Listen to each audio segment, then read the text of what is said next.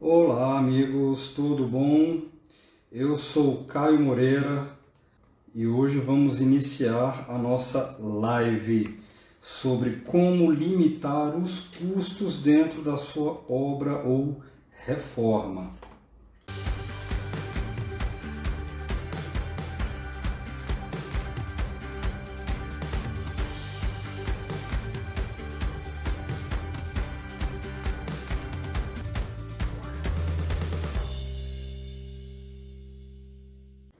Esse é o tipo de conversa que a gente deveria ter tido há muito tempo atrás. Só que a gente sabe que às vezes tem que deixar um pouco para depois. Nem sempre nós estamos preparados para esse tipo de conversa.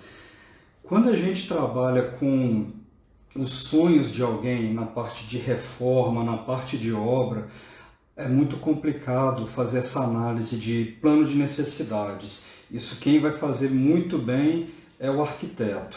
Então ele confere, ótimo, esse é o seu plano de necessidades, é tudo isso que você quer? Existe um custo.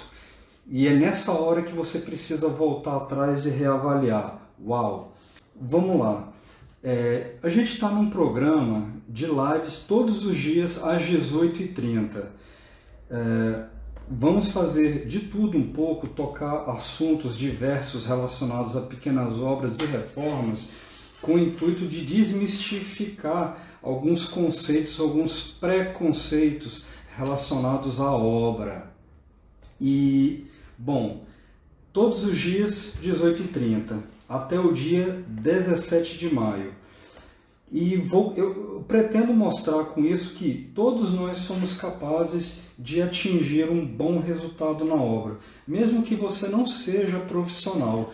Contudo, você acaba entendendo o que envolve a parte de negociação, a parte de execução, negociação com a empreita, compra de materiais. Quando você entende melhor, você gerencia melhor e você sabe cobrar do seu responsável técnico melhor também. E além disso, a gente pretende, vamos dizer, mostrar que enxergar uma reforma ou enxergar uma obra vai mais do que olhar serviços e materiais. É uma etapa que vai começar antes. A etapa de obra, uma das partes mais importantes de toda obra ou reforma é quando ela começa aqui, da ideia, especialmente da sua cliente ou do empreiteiro, enfim, quando ela começa, quando parte da ideia, é onde o projeto se desenvolve. E a partir disso aí, ela se desenrola de um projeto para um orçamento, para um planejamento, para contratação, para execução, para o controle, compra de materiais, entrega, recebimento e, por último, o uso.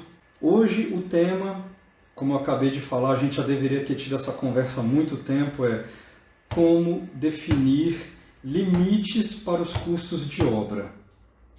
Ontem, o meu colega, meu sócio Aristóteles, estava comentando na live sobre como alocar os recursos dentro da obra. E ele deu algumas diretrizes básicas sobre o valor que você coloque em cada fase de obra. Ele fez uma transformação bem simples para todo mundo entender.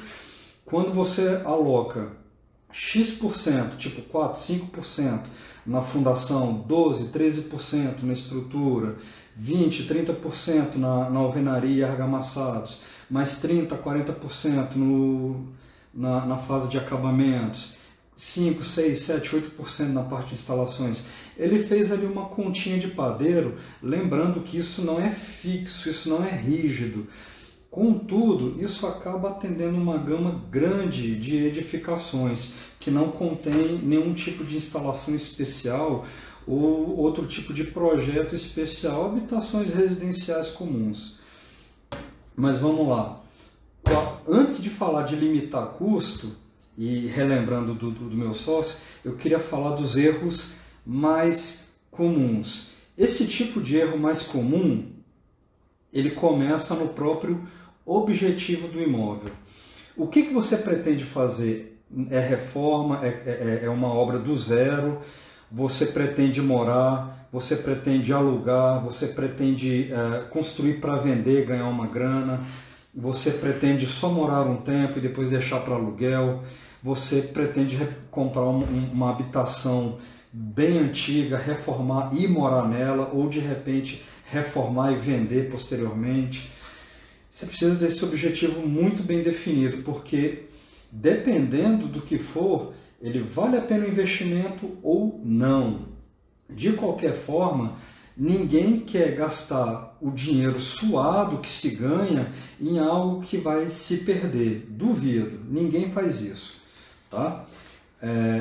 Segunda coisa, além de definir o objetivo do imóvel, ter esse objetivo claro, não se gasta nem mais nem menos, se gasta só o necessário. Como? Projetos, planejamento e orçamento. Isso é o que a gente chama de roteiro. Sabe aquele roteiro, aquele mapa que você usa para chegar em algum local bem distante? Você saber qual a distância você vai percorrer, quanto de combustível você vai gastar, onde você pode parar para abastecer ou para comer, onde que você vai precisar de dinheiro para pagar pedágio, vai precisar de balsa, estrada de terra ou não, é duplicado ou não. Enfim, esse roteiro ele vai te ajudar exatamente nisso, para saber se o que você está gastando é mais ou menos que o necessário, você está economizando ou não, ou você está fazendo a economia burra. O que é economia burra que a gente costuma dizer? É aquilo que não impacta nem 0,5% da sua obra. É aquilo cuja economia que você tem naquele determinado serviço ou material, além de não gerar impacto nenhum para a economia, ainda te traz risco de acontecer alguma patologia ou risco de segurança para quando você estiver morando ou revendendo esse imóvel, não sei. Mas vamos lá, eu vou te dar um exemplo claro. EPIs. Às vezes você não tem obrigação, mas quando você vê o pessoal trabalhando, custa nada arrumar um EPI, uma luva, um capacete. Se essa pessoa se machucar é muito pior. Outra coisa, a tela eletrosoldada, coluna pop, trelicinha de aço, é comprar mais arame, é comprar umas ferramentas. O impacto disso no custo da obra é irrisório, é ridículo e não vai ter significância nenhuma para a economia da obra. Quer economizar? Olha no seu orçamento que mais impacta. É lá que você tem que trabalhar, gastar seu tempo para economizar.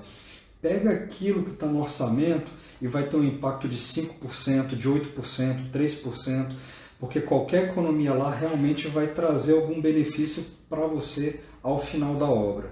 Outra coisa, se compra o necessário. Se você começa a fazer muito estoque, significa que você desprende um valor maior, um valor que podia estar investido, te remunerando, mas não, você gastou e agora tem esse material em estoque. Inclusive, correndo o risco de perder por conta de chuva, ou por desperdício de material, ou roubo em canteiro de obra. Quem nunca passou por isso, não é? Roubo em canteiro de obra. A gente mesmo sofre isso de vez em quando. Gestão, qualidade, recebimento. Gestão significa você gerenciar pessoas, recursos, materiais, é gestão financeira, é gastar o necessário, é negociar, é fazer compra, tentar fazer compras de uma vez, não é fazer aquela comprinha picada, isso pode roubar teus recursos. Qualidade é exigir qualidade, tanto de material quanto da mão de obra. Não adianta você ter um bom material e uma mão de obra que não esteja à mesma altura. E o contrário também vale, uma ótima mão de obra, mas com péssimo material. Ninguém dá conta de fazer milagre. Lembrando, a mão de obra, a execução de serviço em canteiros de obras são artesanais. Então, por mais que alguns materiais sejam feitos a nível industrial, a execução dele em canteiro de obra é manual. É o reboco, é o assentamento cerâmico, a instalação da bancada. Então, está sujeito a erros. E o terceiro ponto que eu acabei de anunciar, que é o recebimento. você precisa ter critérios claros de recebimento. No caso de piso, é espaçamento, juntas uniformes, alinhamento, esquadro dentro dos ambientes, não conter peças lascadas, arranhadas, entenderam? Tudo isso faz parte de você ter um controle dentro de canteiros de obras. Não adianta exigir, por exemplo, que aquela parede não ficou boa porque tem leves desvios no reboco. Esses leves desvios às vezes são corrigidos na pintura, até porque existe aí uma limitação do material. Nenhum pedreiro dá conta de deixar a superfície da parede perfeitamente plana. Alguns desvios pequenos acabam ficando para a fase posterior, o que é bastante tolerável. E até em fase de pintura, uma coisinha ou outra muito pequena, perceptível só com um olho muito bom, pode ser notado. Tá? Mas não adianta cobrar perfeição, isso não existe. Tá bom? Encara como uma obra de arte. Ela tem a pincelada e tem o toque do pedreiro, do pintor, do assentador. É uma das coisas que eu mais costumo ver em canteiros de obra. Isso acomete até meus colegas. Se acontece com meus colegas, imagina com quem é leigo e acha que sabe tudo de construção, o famoso tocador de obra. Cara, extinga esse cara do seu canteiro. Tocador de obra dá prejuízo, cuidado. Se você procura alguém, tem que ser gestor de obra, tá bom? Gestor é o cara profissional. Superestimar a própria capacidade. Subestimar etapas de obra. Subestimar planejamento, orçamento. Isso acontece muito. A pessoa acha que sabe muito, sabe demais, dá conta, ela se superestima. E a gente sabe que canteiro de obra não aceita esse tipo de soberba, arrogância. Não tem espaço. Agora, vamos falando, eu já falei dos erros mais comuns. Falando agora dos limites de custos. O que eu poderia... Gestão é a chave para o sucesso de uma obra. Com certeza. Gerir pessoas, gerir materiais, gerir gestão financeira. Limites de custos. Ok, limite de custo é porque provavelmente ou você estabeleceu um teto de gastos ou porque realmente seus recursos são limitados. Às vezes a pessoa é milionária, está comprando um imóvel usado, mas cara, eu só vou gastar 100 mil nessa reforma e vou revender. Acontece. Na maioria dos casos, as pessoas têm recurso limitado, fazem um negócio no arroxo e tem ali um teto para gastar naquele empreendimento. Então, disciplina nesse caso vai ser tudo para atingir o objetivo. Pagamentos proporcionais ao executado. Coloque isso, se possível, no contrato. Você vincula o andamento daquela etapa com o pagamento do empreiteiro. Desse jeito você não erra. Fez, recebe. Fez, recebe. Simples. Gastar certo na hora certa, ou seja, gastar com planejamento. Eu falei agora há pouco basicamente, estoque alto é sinônimo de pouca eficiência. É aquela coisa de você estocar muito antes do que deveria. Se você estoca muita coisa, tem alguma coisa errada. Ou você está superestimando a capacidade da sua equipe, ou você está gastando dinheiro realmente na hora errada. Está com medo de alguma coisa, enfim. Há exceções. Por exemplo, agora nessa época de fechamento de lojas e tal, por conta de corona, ou por conta de desabastecimento, greve de caminhoneiros, aí realmente existe uma corrida para você estocar e não ficar sem o material. Essas são as exceções. A outra exceção, por exemplo, é quando, já aconteceu comigo, preço do aço ia subir 20% por conta das exportações para a China. Cara, vamos antecipar essa compra e colocar na obra. A gente vai ficar com esse material estocado 2, 3, 4 semanas, mas a gente não vai pegar essa alta de preço. Porque às vezes esses 20% em cima de, por exemplo, perfis metálicos, que uma obra que a gente faz representa 80 mil, de repente vai pular para 96 mil em questão de uma semana. Cara, esses 16 mil a gente vai economizar. Vamos comprar, antecipar e colocar. Deve ser limitado em fase de projetos, orçamento. Putz, essa é uma das partes que mais pega todo mundo. E esse é o grande diferencial do obra sob medida em relação a outros sistemas. Porque como nós elaboramos projetos, nós planejamos, nós orçamos, nós executamos, acontece que a gente domina o ciclo. O que a gente vê muito no mercado é, um faz o projeto, aí você contrata um engenheiro, contrata outra pessoa, um faz tal, e no final vira aquele Frankenstein. Quando você tem um cara de projeto e o de orçamento andando juntos, o que eles conseguem fazer é um retroalimentando o outro. Você tem um teto de gastos, você tem aí 300 mil para construir a casa nova, você tem 80 mil para fazer a sua reforma, a sonhada reforma. Então você tem um limite muito bem colocado. Se o projeto não estiver conversando com o orçamento, seu projeto não valeu de nada, sinto muito. Você tem uma coisa já furada, porque se você colocar tudo que está no projeto, você vai gastar 400 mil, 500 mil.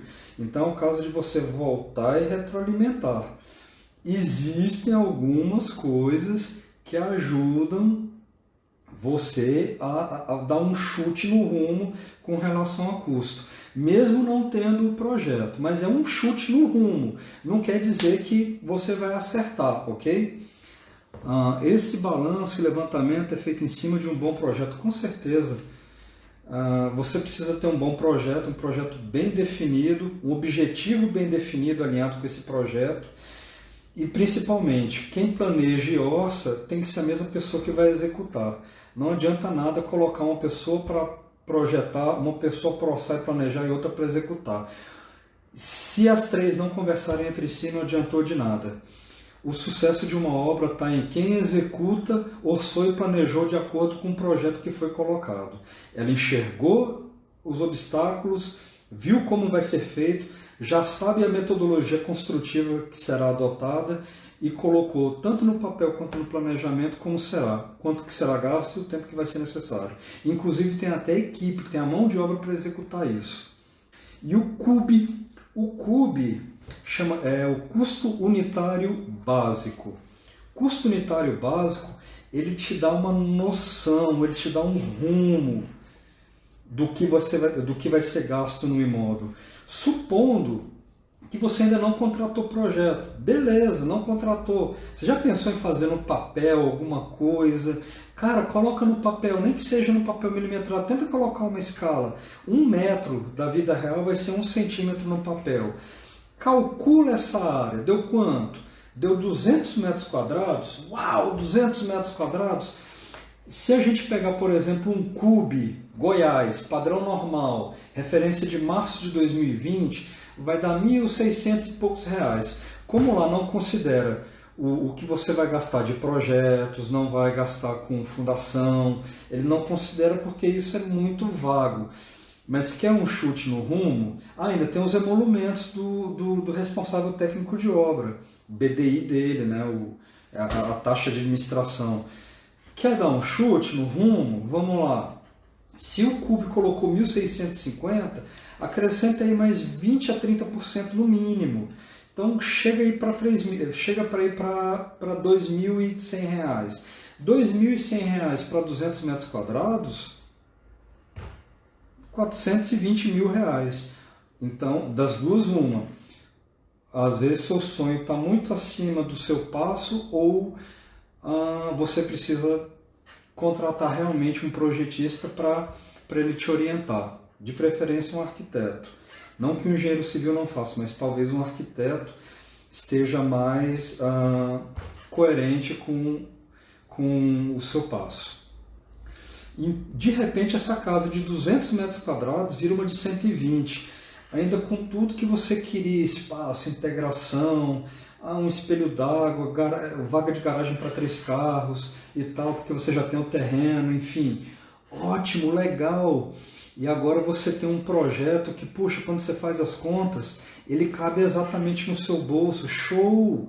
Cara, tá na hora agora de projeto complementar, tá na hora de ver quem que vai ser a mão de obra, quem que vai ser o gestor.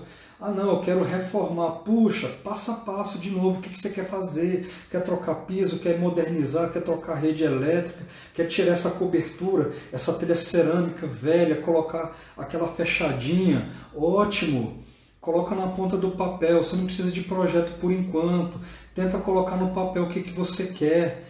Tudo isso converge posteriormente numa reunião com o arquiteto ou engenheiro. Você já tem a coisa mais definida, mais mastigada. Você ruminou aquela informação 3, 4, 5, 6 meses. Agora está na hora de pôr em prática, não é? E agora a gente tem os cases do que errou o projeto, errou o levantamento. Com certeza. O que eu vejo muito, e já chegou para a gente, Motrix, a pessoa chega com um projeto e ela já tem uma noção de quanto que quer gastar. Falou, olha, esse projeto ele está muito acima do que você quer gastar. Só que a gente também não pode alterar, porque não é nosso projeto. Então é o caso ali de conversar, de fazer um meio de campo, sugerir algumas alterações no projeto ou até fasear o projeto. Tipo, sabe aquela sua varanda gourmet, piscina, aquele anexo? Cara, deixe isso para outra hora. Se você deixar isso para outra hora, já dá. Sabe aquele espaço na lateral, em cima da garagem, que você colocou laje, que é só cobertura? Pois é, esquece a laje, vamos fazer só a cobertura. Quando você faz essas pequenas adaptações, já começa a encaixar no orçamento. A pessoa já fica satisfeita. Uau, agora meu sonho está ficando mais perto. E Palmares é bem mais fácil que vir um mapa com rotas. O negócio, Palmares, é que eu, com toda a experiência de 12 anos de canteiros de obras e planejamento, eu jamais vi um planejamento 100% sendo executado. Nunca vi. O planejamento pelo menos te dá um rumo. Você vai chegar daqui até aqui. Talvez você desvie um pouco, sai um pouco, faz assim, faz assado, mas você não sai do rumo, você não sai do trilho. O grande negócio é quando a objetividade se perde e você começa a sair do trilho, você descarrilha, você sai do caminho, você sai da rota, você fica perdido, você dá um trabalhão, para chegar de volta ao caminho que você estava indo bem, estava rodando macio, agora tem que revirar o caminhão e pôr no caminho de volta. Isso é muito difícil. Uma vez que você sai da rota, fica muito difícil. E quando você não percebe isso, piorou.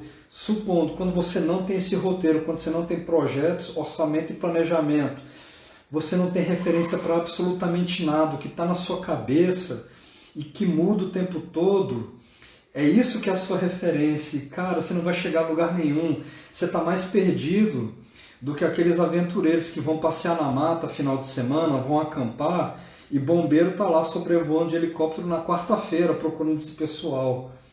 Porque eles não têm mapa, eles não têm orientação, eles não sabem se guiar pelas estrelas, sentido do sol, mata fechada, eles não sabem se comunicar. Se perderam mesmo. Mas vamos lá. Já falei o que dá errado, já falei o que tem que fazer. E agora, quando dá certo? Vai dar certo quando o roteiro está completo. Projetos, orçamento, planejamento, boa gestão. Quando você tem um objetivo bem definido, quando você tem controle tanto de projetos quanto de execução, não tem erro, cara. E por último, um recebimento qualificado. O que eu digo que recebimento qualificado? É ter critérios simples e objetivos sobre como você quer receber a sua parede, o seu piso, a sua pintura, entendeu? Esses critérios claros e objetivos fica muito mais simples para você negociar com a mão de obra e vai atender ao que você está exigindo. Eu não sei se vocês têm a crítica necessária, mas já olharam para a fachada do seu prédio ou da sua casa? Por exemplo, vocês já viram aquelas passadas na fachada? Pois é porque às vezes o pintor não soube homogeneizar a rolada de tinta. Acontece quando ou o cara não é experiente ou ele não soube, vamos dizer, não soube dosar bem a textura, não soube, enfim, passar bem feita a textura na fachada. Acontece. A gente faz fachada no grafiato. Grafiato não aceita emenda, porque é aquela massa que parece com areia, depois você vem com a desempenadeira. Você tem que ter 2, 3 pessoas com o mesmo toque de mão para não ficar aquela coisa Frankenstein. Entendeu? Se possível, uma pessoa só para fazer uma fachada toda. Cara, é muito difícil, mas tem como. Quando você estabelece esses critérios, quando eles são simples e claros, fica muito mais fácil você ser atendido e você receber a coisa do jeito que você quer. Afinal, você está pagando por isso. Eu roubei a ideia do meu sócio. Ele colocou um ciclo de qualidade, prazo e preço. Eu estou colocando isso aqui como um ciclo para você retroalimentar projetos, o prazo, o custo e o objetivo. Um ciclo que se retroalimenta. Para quê? Porque não adianta nada você ter um projeto top e pouca grana. E um outro objetivo. As coisas têm que estar em harmonia. O que você pode gastar, o seu projeto, o prazo, entenderam? Quando essas etapas de obra, quando essas preliminares de obra ficam alinhadas, fica muito mais fácil você atingir o seu sonho, ou da casa nova, ou da reforma. Não estou dizendo que é fácil, é simples, mas existe um caminho meio tortuoso, porque você tem que negociar com pessoas, negociar materiais, receber materiais, estocar materiais, garantir segurança, fazer uma boa negociação de contratos. Mas pelo menos eu espero que o fato de você puder colocar o que você sonha no papel e fazer uma continha, nem que seja de padeiro por enquanto, e ver o quanto que você vai gastar e o que você precisa para atingir esse objetivo, já é o primeiro passo, tá bom? Perguntas? Alguém? Perguntas, dúvidas? Planejamento é tudo. Os comentários. Gestão é chave para o sucesso de uma obra. Sim, sim, sim. É bem mais fácil que vir um mapa com rotas. É isso aí. Pessoal, eu agradeço muito a atenção de vocês. Fazemos essas lives todos os dias até o dia 17 de maio, às 18h30, no Instagram e simultaneamente no YouTube. Posteriormente eu vou deixar parte desse material no YouTube e algumas coisas, algumas pinceladas aqui no Instagram, até porque vídeos muito longos no Instagram é um pouco mais complicado. Caso queiram, mandem sugestões, mandem críticas, mandem perguntas, faço questão de responder todos. Siga-nos nas redes sociais, Facebook, Instagram, YouTube. Temos um grupo no Telegram. Acesse o nosso site aí, www.obrasobmedida.com.br. Lá você consegue se inscrever no nosso grupo de Instagram. Tem também um link na nossa bio aqui no Instagram. E, bom, é isso. Todos os dias, temas novos. A live de amanhã eu não estou certo exatamente o que será. Pronto, dia 30, o meu sócio Aristóteles Marques Filho, com o tema Não quero construir porque não sou engenheiro nem arquiteto. Ok?